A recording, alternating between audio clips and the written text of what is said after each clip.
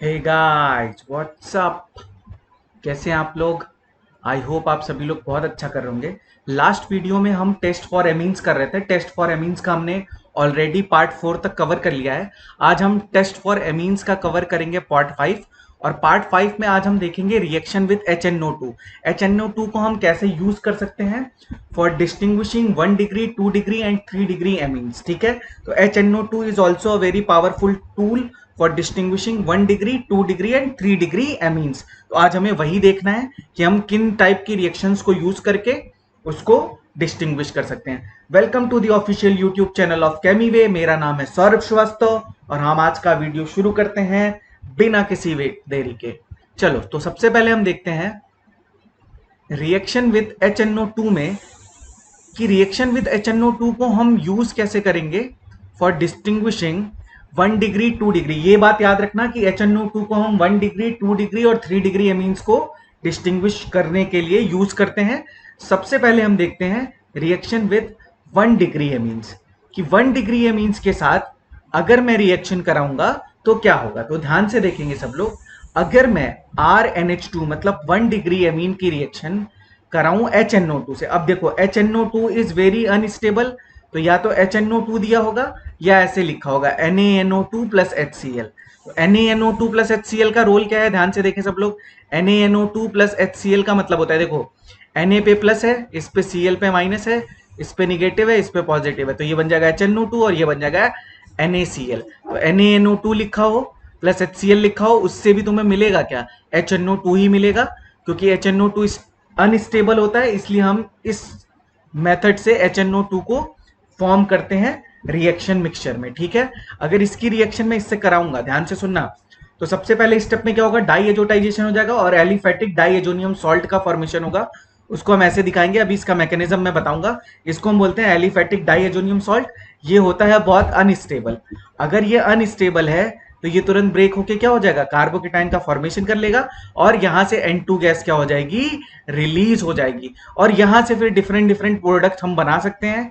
कौन कौन से प्रोडक्ट बन सकते हैं, एल्कोहल का फॉर्मेशन हो सकता है, एल्काइल हैलाइड का फॉर्मेशन हो सकता है, अभी मैं रिएक्शन में लिखूंगा समझाऊंगा, पहले ध्यान से देख लो, और एल्कीन का भी फॉर्मेशन हो सकता है।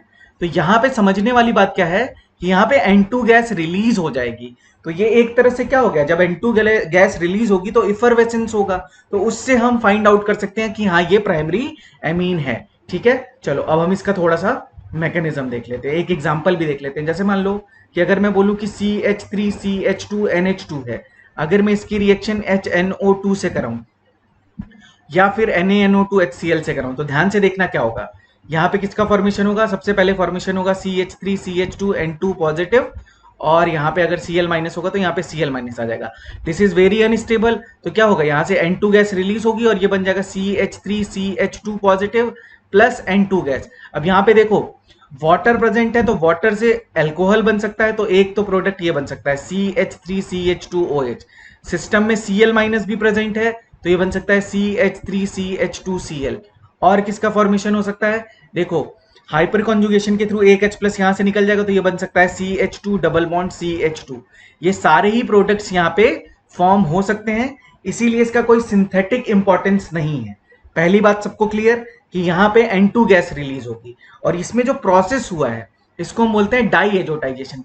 डाई एजोनियम सॉल्ट के फॉर्मेशन के लिए जो प्रोसेस यूज होता है उसको हम बोलते हैं डाई एजोटाइजेशन। तो पहले हम डाई एजोटाइजेशन का मैकेनिज्म देख लेते हैं, फिर हम लोग आगे बढ़ते हैं। तो अब हेडिंग डाल देते हैं डाई एजोटाइजेशन।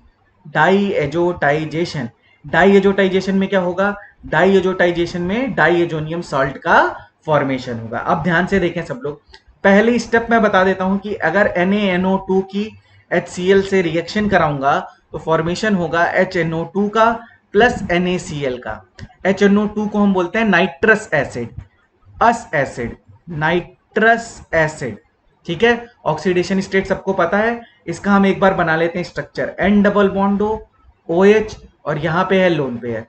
अब मेरी बात जब सब लोग ध्यान से सुने, क्योंकि ये एसिड है तो सिस्टम में H प्लस प्रेजेंट होगा, यहाँ पे ऑक्सीजन है, ऑक्सीजन इस पे अटैक कर देगा और वाटर के फॉर्म में रिलीज होगा, तो ये बन जाएगा N double bond OH2 positive, और यहाँ पे है lone pair, water is good leaving group, वो यहाँ से रिलीज हो जाएगा, तो ये बन जाएगा N double bond positive charge lone pair, ठीक है, इसको हम बोलते हैं nitrosonium ion. Nitrosonium ion simple है।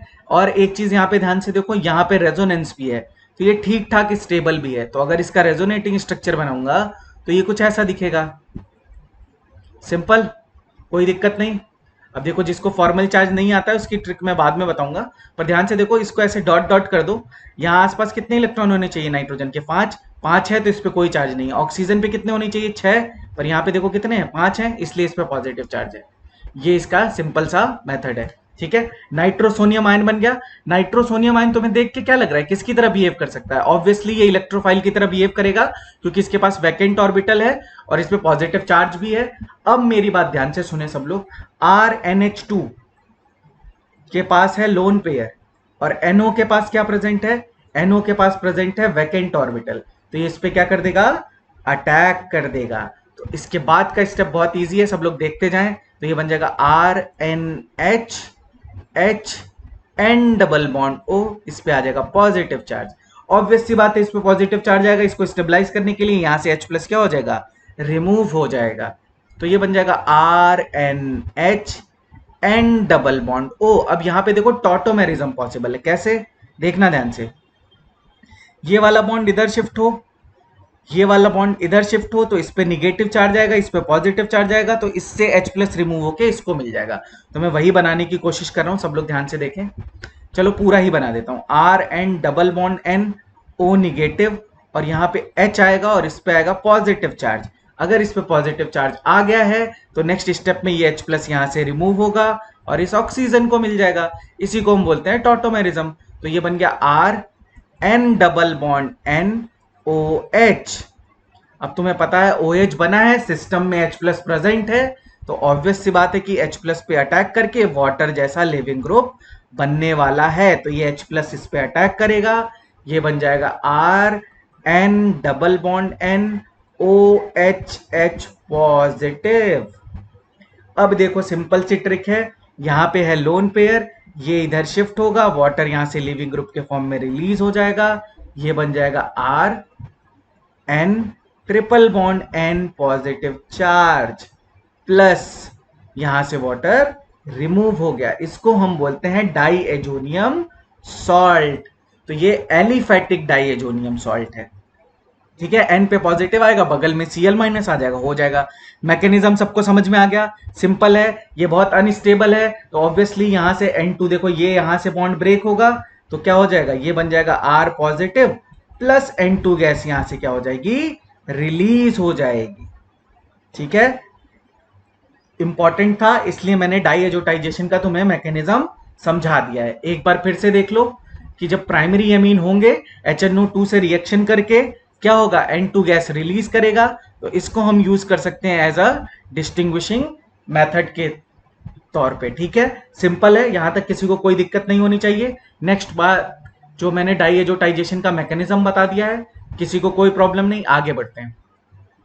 अच्छा, एक बात ध्यान से सुनो, अगर मैं ऐसे बोलूं कि मैं कोई एरोमेटिक ग्रुप ले लूं, जैसे मान लो एरोमेटिक प्राइमरी एमीन ले लूं, तो एरोमेटिक प्राइमरी एमीन जो होते हैं, ये अगर HNO2 के साथ रिएक्ट करेंगे, ये अगर HNO2 के साथ रिएक्ट करेंगे, अगर मैंने टेम्परेचर 0 to 5 डिग्री सेल्सियस रखा है, तो जो एरीन डाईएजोनियम सॉल्ट होते हैं वो क्या होते हैं? Arene diazonium salts are stable at low temperature, और इनका सिंथेटिक इंपॉर्टेंस है, तो इसको हम सिंथेटिकली यूज कर सकते हैं आगे डिफरेंट प्रोडक्ट्स के फॉर्मेशन के लिए। तो यहां पे मैं लिख देता हूं कि इसको हम बोलते हैं एरीन डाईएजोनियम सॉल्ट, और arene diazonium salts are stable at 0 to 5 degree Celsius. तो यहां पे हमने एरोमेटिक और एलिफेटिक दोनों में HNO2 की रिएक्शन को चेक कर लिया। अब हम आते हैं 2 डिग्री में, तो अब हम देखते हैं रिएक्शन विथ 2 डिग्री एमीन। ये भी सिंपल है, देखो रिएक्शन विथ 2 डिग्री एमीन्स। तो सबसे पहले देख लेते हैं एलिफेटिक एमीन होगा तो क्या करेंगे। जैसे मान लो RNH2 है, तो मैंने 2 डिग्री बोला है ना, तो RNHR, ठीक है, इसको R डैश कर लो, इसकी रिएक्शन करा दो HNO2 से। अब आगे तुम्हें ध्यान क्या रखना है, जब भी HNO2 दिया होगा तो तुम्हारा बनने वाला जो स्पीशीज होगा वो होगा NO पॉजिटिव, इसको हम बोलते हैं नाइट्रोसोनियम आयन। तो अब इसमें कंफ्यूज नहीं होना, बार बार लिखने की जरूरत नहीं है। नाइट्रोसोनियम आयन, ईएम का मतलब होता है पॉजिटिव चार्ज, तो ये हो गया नाइट्रोसोनियम आयन। ऑब्वियसली इस पे लोन पेयर है, ये इस पे अटैक करेगा, ध्यान से देखो, R R N H lone pair था, तो ये इस पे अटैक करेगा, तो ये बन जाएगा एन डबल बॉन्ड ओ, यहां पे है पॉजिटिव चार्ज, यहां से H प्लस रिमूव होगा और ये बन जाएगा R R N double bond O. अब इसी को हम क्या बोलते हैं, इसी को हम बोलते हैं नाइट्रोसो, इसी को हम क्या बोलते हैं, नाइट्रोसो ग्रुप। तो अब ध्यान से देखो, यहां पे क्या बन गया, यहां पे बन गया N nitroso, N nitroso, nitroso. अब ये एमीन है और यहां पे क्या है, डाई एल्काइल ग्रुप है, तो मैं बोल सकता हूं dialkyl amine, dialkyl amine. ये सिंपल सी चीज है। और ये क्या होता है, ये होता है येलो ऑयली लेयर, ये होता है येलो ऑयली लेयर। तो वहां पे देखो N2 गैस रिलीज हुई थी और यहां पे येलो ऑयली लेयर का फॉर्मेशन हुआ है।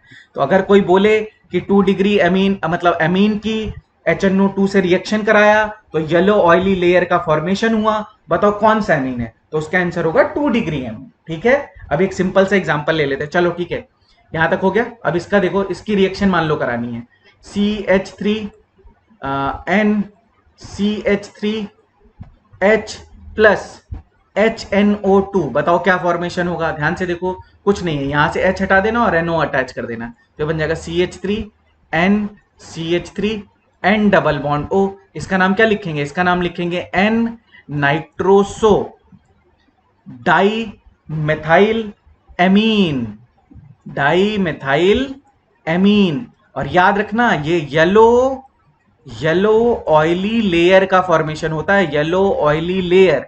तो 2 डिग्री के केस में HNO2 से अगर रिएक्शन कराऊंगा तो येलो ऑयली लेयर का क्या होगा, फॉर्मेशन होगा। इसी तरह अगर मान लो एनिलीन ले लूं, एनिलीन तो नहीं, मान लो मैं अगर कोई 2 डिग्री एरोमेटिक एमीन ले लूं, जैसे मान लो इसका नाम हम क्या लिखेंगे, ये एन है, मिथाइल है, एन पे मिथाइल है और एनिलीन है, एन मिथाइल एनिलीन है। एन मिथाइल एनिलीन की अगर मैं रिएक्शन करूं HNO2 से, तो ये भी 2 डिग्री है, तो ऑब्वियस सी बात है कि यहां पे भी क्या होगा, देखो यहां पे आ जाएगा N CH3 अपनी पोजीशन पे, N डबल बॉन्ड O। अभी भी इसका नाम हम कैसे लिखेंगे, वैसे ही लिखेंगे, N nitroso, nitroso N methyl alanine, N पे मिथाइल भी है, तो N nitroso N methyl aniline, aniline. ये हो गया 2 डिग्री से रिएक्शन। और ये भी क्या होगा, येलो ऑयली लेयर होगा, या येलो ऑयल बोल लो या येलो ऑयली लेयर बोल लो।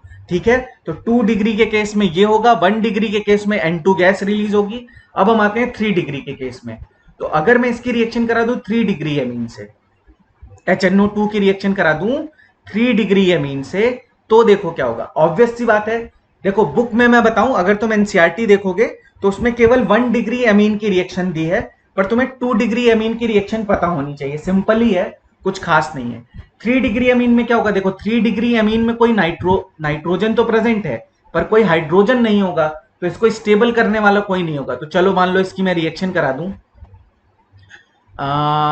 HX प्लस NaNO2, तो ये बन जाएगा HNO2। अब ध्यान से देखना इसमें क्या होता है, इसमें इक्विलिब्रियम का फॉर्मेशन होता है। अब ये देखो, ये बेस है, ये H प्लस को एक्सेप्ट कर सकता है, तो एक तो कंपाउंड बन जाएगा इसमें R3N4 plus X minus, sorry R, क्या बोल रहा हूं मैं यार, एक मिनट, उल्टा पुल्टा लिख दिया, इसको सही से लिख देते, थोड़ा सा गलत लिख दिया मैंने मेरे ख्याल से, कुछ भी लिख दिया, रुक जाओ। ओके, तो ये क्या है, R3 तो होगा ही, N ने 4 बॉन्ड बनाएगा तो एक H आएगा, ठीक है, R3 NH positive X minus. अब देखो दूसरा कंपाउंड क्या बनेगा, यही NO प्लस इस पे अटैक कर दे तो ये बन सकता है R3N, ऑब्वियस सी बात है, N डबल बॉन्ड O बनेगा तो इस पे पॉजिटिव चार्ज आएगा और यहाँ पे X माइनस आएगा। अब इसको ध्यान से देखो क्या बोलते हैं, इसको हम बोलते हैं N नाइट्रोसो, और ये अमोनियम कंपाउंड है या अमोनियम सॉल्ट है, एन नाइट्रोसो अमोनियम सॉल्ट। तो 3 डिग्री में ये बनेगा और इसको हम क्या बोलते हैं, इसको हम बोलते हैं एमीन सॉल्ट। सिंपल है। तो 3 डिग्री के केस में कोई खास चेंज तो आने वाला है नहीं, इसमें कोई कलर तो आने वाला है नहीं, पर 2 डिफरेंट कंपाउंड बनते हैं, वो तुम्हें याद होना चाहिए।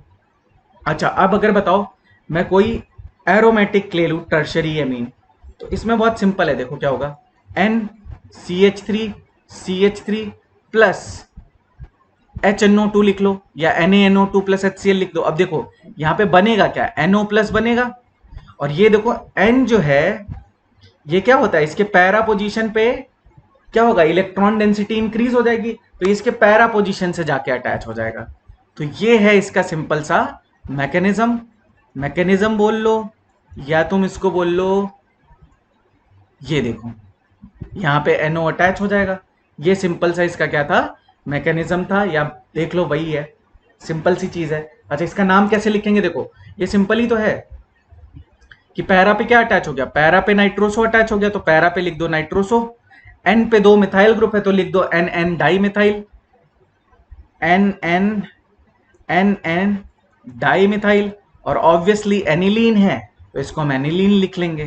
तो ये देखो ये एक तरह से क्या हो गया, ये प्राइमरी सेकेंडरी और टर्शरी अमीन को डिस्टिंग्विश करने का एक मेथड हो गया रिएक्शन विद HNO2, क्योंकि जगह जगह अलग अलग प्रोडक्ट मिल रहा है। प्राइमरी में N2 गैस रिलीज हो रहा है, सेकेंडरी में येलो ऑयली लिक्विड का फॉर्मेशन हो रहा है, और टर्शरी में 2 डिफरेंट कंपाउंड बन रहे हैं जिनका कोई कलर नहीं होता है। ठीक है, तो यहां से हम प्राइमरी सेकेंडरी और टर्शरी अमीन को डिस्टिंग्विश कर सकते हैं। आई होप ये वाला वीडियो सबको समझ में आएगा। आज का वीडियो मैं यहीं पे फिनिश करता हूं। Thank you so much for all the love and appreciation. Signing off, bye bye, thank you so much.